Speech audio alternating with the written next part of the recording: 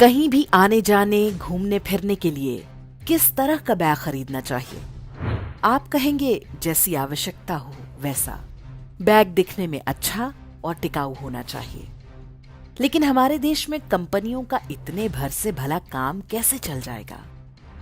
गहने बनाने वालों से लेकर कुर्ते पजामे सिलने वाली कंपनियां तक सोशल मैसेज देने में जुटी हैं, वो भी केवल हिंदुओं के लिए। बैग बनाने वाली एक कंपनी का विज्ञापन आया है। विशेष रूप से विवाहों के मौसम को ध्यान में रखकर इसे बनाया गया है। बहू के गृह प्रवेश का सीन है। बहू दादी जी के पांव छूती है, आशीर्वाद मिलता है, खुश रहो, इस विक्रम को भी खुश रखना। बहू रानी के चेहरे पर पीड़ा तैर जाती है। फिर मामी जी बधाई देती हैं, कहती हैं कि खुशखबरी जल्द देनी पड़ेगी। बहू रानी शर्माती नहीं बल्कि कुछ चिढ़ जाती हैं। पीछे खड़े उनके पतिदेव भी उनकी चिढ़ को भांप जाते हैं। अगला आशीर्वाद मिलता है, दूधो नहाओ पूतो फलो। अब तो बहू रानी का चेहरा पूरी तरह उतर जाता है।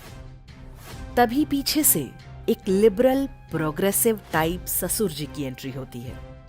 कहते हैं इस सब के लिए तो जिंदगी पड़ी है, अभी घूमो फिरो ऐश करो।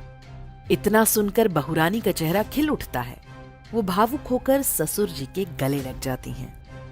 अगले सीन में 3 अटैचियां तैयार हैं। बहू रानी घूमने फिरने और ऐश करने के लिए तैयार हैं। बरसों से हमारे घरों में बुजुर्ग यही आशीर्वाद देते रहे हैं, दूधो नहाओ पूतो फलो, तुम्हारे जीवन में सारी खुशियां आए। दूधो नहाओ का अर्थ ये नहीं है कि साबुन पानी छोड़कर दूध से नहाओ। और ये कब से हो गया कि संतान का आशीर्वाद भी बुरा लगने लगा? यदि संतान ही नहीं चाहिए तो विवाह की संस्था में प्रवेश ही क्यों किया? चलिए मान लिया कि नहीं चाहिए, लेकिन घर की कोई बुजुर्ग महिला यदि ये आशा करती है तो क्या इतना बुरा लग जाना चाहिए कि गृह प्रवेश के दिन ही मुंह बन जाए? वो भी ऐसा कि सीधे अमुक कंपनी की अटैची देखकर ही बत्ती सी बाहर आए। वास्तव में ये विज्ञापन हिंदू परिवार व्यवस्था पर सीधा हमला है।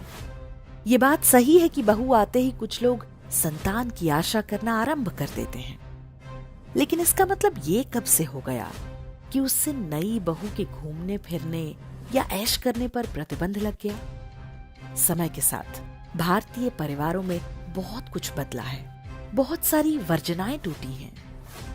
बहुएं आज घूमती फिरती और ऐश भी करती हैं, करियर भी बनाती हैं, लेकिन ये उनकी इच्छा और परिवार की आर्थिक स्थिति पर होना चाहिए। लेकिन अब विज्ञापन वाले बता रहे हैं कि जब विवाह करो तो हिंदू धर्म की परंपराओं पर नाक भौं सिकोड़ो, कन्यादान को गाली दो और उसके बाद बैग लेकर घूमने फिरने और ऐश करने निकल जाओ।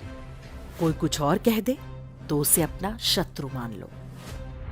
ये बीमारी है फेमिनिज्म अर्थात वामपंथी नारीवाद की। इसका शिकार व्यक्ति अपना दिमाग नहीं लगाता बल्कि उस तरह सोचता है जिस तरह उसे बताया जाता है।